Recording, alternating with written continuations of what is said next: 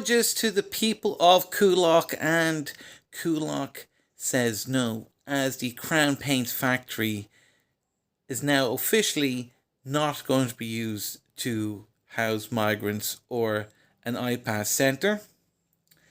The information that has been sent to me today is that it's going to be earmarked for low income housing and residential facilities. That is great news, but please keep watch on this project because we can be deceived. So the Crown Paints factory used to provide jobs. That factory was then moved to another location, and then it was rejected planning permission to build low income housing, and then it was bought and it got permission to be turned into a super iPass centre, possibly facilitating like 1,000 undocumented men. And at the time, Ireland had open borders. We proved this at the time. This was in 2023. That people were coming in without their passports, and some of those people have stabbed Irish children. So then the people of Coolock, and I was there, gallantly protested against this super iPass centre, and it was burnt down like over a dozen times. There was a lot of unnecessary violence, including the Garda pepper spraying an elderly woman waiting for the bus, and she had cancer. She was going to church and she was pepper sprayed. Lots of unnecessary violence. The people of Coolock won their court case because a lot of these iPass centres aren't built with planning permission.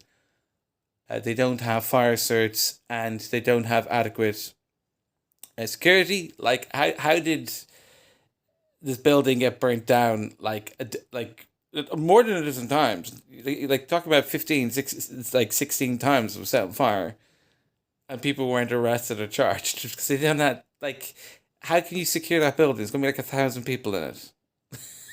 Like, it's just an insane situation. All the violence was unnecessary.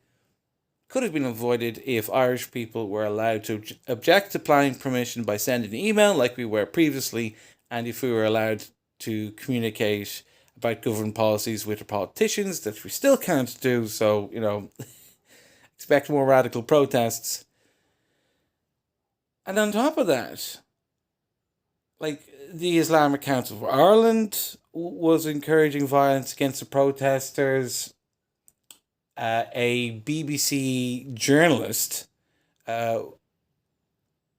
was found on video coordinating with members of Antifa who have connections with dissident Republicans in the North, so these people have access to guns and bombs, to provoke violence against the peaceful protesters. And the protesters were largely peaceful, and the violence was completely avoidable, and from my eyewitness account, instigated by the Garda, as the Garda commissioner at the time had a very anti-democratic ideology at the time. So congratulations to the people of Coolock.